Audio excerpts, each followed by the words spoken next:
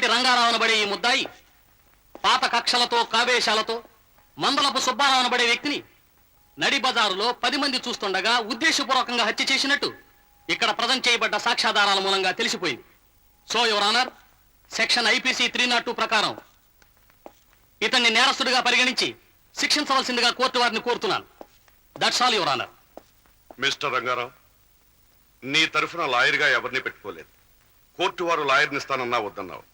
పోనీ చివరిసారిగా నువ్వు చెప్పుకోవాల్సింది ఏమైనా ఉందా? ఉందయ్యా. అయితే చెప్పు. ఆ సుబ్బారావు గారు నా చెల్లెల్ని మానభంగం చేశాడు బాబు. ఆ అవమానం భరించలేక నా చెల్లెలు బావిలో పడి చచ్చిపోయింది. ఆ రోజు నేను కేసు పెట్టాను. కానీ ఆడు డబ్బున్నాడు. నా దగ్గర డబ్బు లేదు, సాక్ష్యం చెప్పడానికి మనుషులు లేరు బాబు. అందుకే నేను నడి బజార్లో నరికేశాను బాబు. వాడికి నేనే ఇచ్చేశాను బాబు.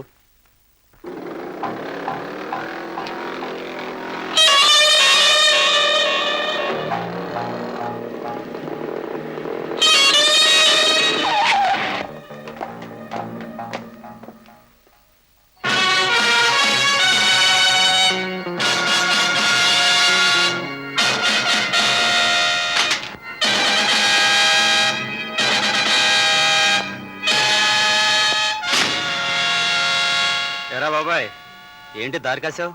నా దారికి అడ్డంగా ఉన్న వాళ్ళని తొలగించడం కోసం.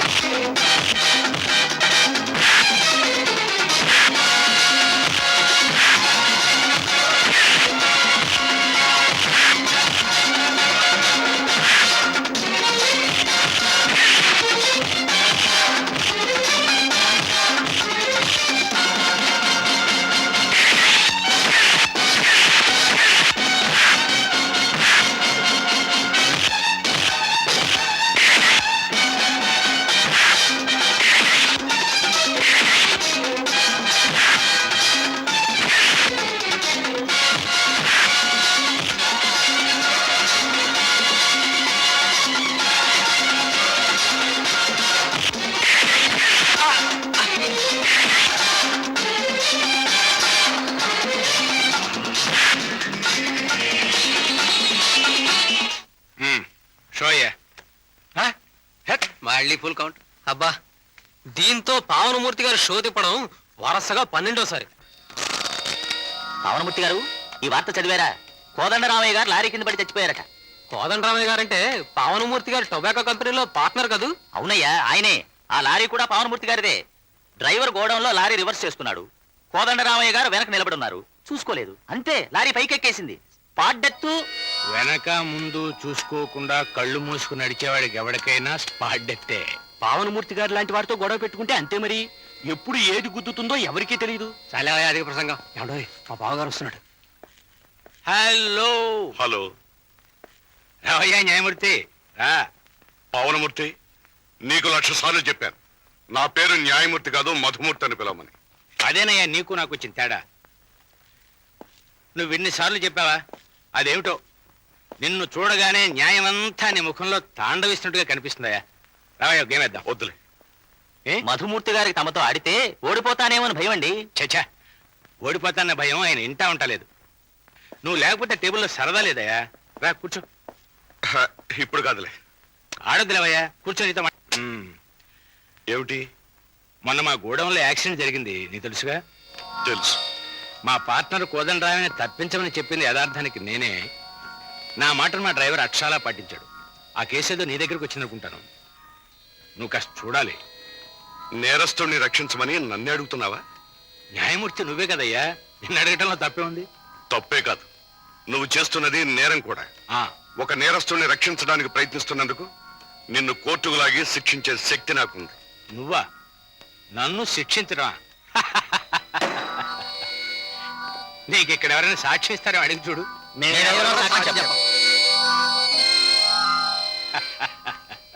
చూసావా, నేను తప్పు చేసినా అది ఒప్పేని చెప్పడానికి ఇక్కడ చాలా మంది ఉన్నారు. పావనమూర్తి, న్యాయం తాత్కాలికంగా నిద్రపోవచ్చేమో గాని చచ్చిపోదు.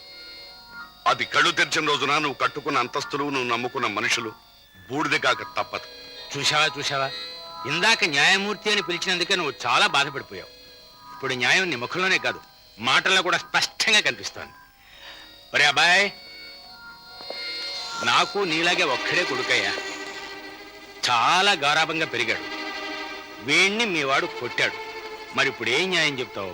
న్యాయం క్లబ్లో చెప్పరు, కోర్టులో చెప్తారు. ముందు పోలీస్ రిపోర్ట్. అలాంటి చెడ్డ పనులు నాకు చేత కాదయ్యా. దెబ్బ తగలగానే ఎదురు దెబ్బ తీయటమే నా పని. అలాంటప్పుడు నన్ను న్యాయం అడగటం దేనికి? ఎంత చెడ్డ కన్న కొడుకు కదా. నేను కన్నెర్ర చేస్తే నీకు గర్భశోకం మిగిలిపోతుందేమో, కాస్త కొడుకుని ముందుగానే జాగ్రత్త పెట్టుకుంటామని. ఆయన ఎప్పుడు ఆ స్టేజ్ దాటిపోయాడండి. ఆయన ఈయనకి చెప్పకుండా ఉంటే అంతే చాలు. మీరేవో జడ్జి, మీ వాడేవో జులాయి. పోకిరి వేషాలు, చిల్లర తిరుగుళ్ళు. కొడుకును కొట్టినా పావనమూర్తి గారు కాబట్టి పాపమని వదిలేశారు. నేనైతే కాలో కిలో విరిచొద్దు.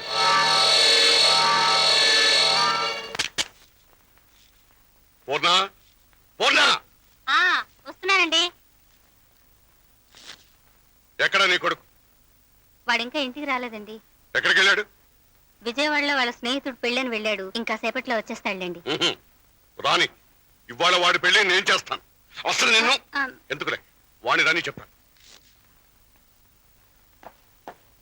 గుడ్ ఈవినింగ్ నాన్నగారు. అమ్మా ఆకలి వస్తున్నా, అన్నం పెట్టు. ఎక్కడ ఎక్కడికి వెళ్ళొస్తున్నావురా? ఏమిటో అలా ఉరుం చూస్తున్నావు? నీతో మాట్లాడాలి. రైట్, కూర్చో. పర్లేదు. రా కూర్చో. ఆ పావనమూర్తి గారు అబ్బాయిని ఎందుకు కొట్టావు? కొట్టాడా? ఎప్పుడండి? నువ్వు నోరు మూసుకునే జరిగే చూసుకోండి.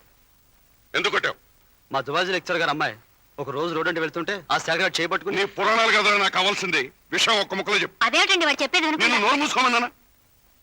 ఆ శేఖర్ గారు ఒక తప్పుడు పని చేశాడు. వాడు తప్పుడు పని చేస్తే పట్టు కొట్టాల్సిన పని నీరు కాదురా. వాళ్ళ అంతా చెప్పలేకపోయావా? వాళ్ళ నాన్న అంతకన్నా తప్పుడోడు. అందుకు నువ్వు కొట్టావు అన్నమాట. నన్ను కొడదామని మనుషుని తీసుకొచ్చాడు. వీడితో పాటు వాళ్ళని కలిపి బాధేశాను. నువ్వు అంత మనగాడివా? నేను మొనగాడి కాను, మనిషిని. ఎవరైనా సరే ఇంకొకరికి అన్యాయం చేస్తున్న కనిపిస్తే నేను సహించలేదు. ఆ తప్పును సరిదిద్ది వాళ్ళు మంచి మార్గంలో పెట్టిందాకా ఊరుకోను. విన్నావటే? నీ కొడుకు మనుషులు మంచి మార్గంలో పెడుతున్నాడు. వెధవ, రౌడీ వెధలాగా ఒళ్ళు పొగరెక్కి వాళ్ళతో వీళ్ళతో పోటాడు పెట్టుకుని అదేమని అడిగితే ఆదర్శాలు ఆశయాలని మొండి సమాధానం చెప్పడం నేర్చుకున్నావు. 10 మందిలో నా పరువు పోతుంది. నేనేమో పెద్ద న్యాయాధిపతిని, నా కొడుకేమో జులాయి పోకిరే రౌడీ. ఊళ్ళో వాళ్ళంతా నవ్వుతున్నారు. తలెత్తుకోలేక చస్తున్నాను. పూర్ణ, ఒక్క మాట, వాడు ఇంకొకసారి ఎవరైనా కొట్టినట్టు కానీ ఎవరితోనైనా గొడవ పెట్టుకున్నట్టు కానీ తెలిసిందో నేనేం చేస్తానో నాకే తెలియదు. తల్లి కొడుకులు ఇద్దరిని ఇంట్లోంచి గెంటేస్తాను. జాగ్రత్త. నా తప్పే లేదని చెప్పే వినిపించుకోకుండా ఆయన ఇష్టం మాట్లాడుతుంటే నువ్వు ఎదురుగా ఉండి ఒక మాట అన్నావా? బాగుందిరా. చేసేదేమో నువ్వు, ఆయన తిట్టేదేమో నన్ను. మీ ఇద్దరి మధ్య నేను నలిగి చూస్తున్నాను. పైగా నీ సాధింపోవటా? రా భోంచేద్దు గాని. నాకేం అక్కర్లేదు. ఒరే బాబు, అన్నం తినకుండా ఎక్కడికి రా. అబ్బబ్బబ్బబ్బబ్బా. ఒరే ఒరే బాబు, ఒరే బాబు, నా మాట వినరా. అన్నయ్య.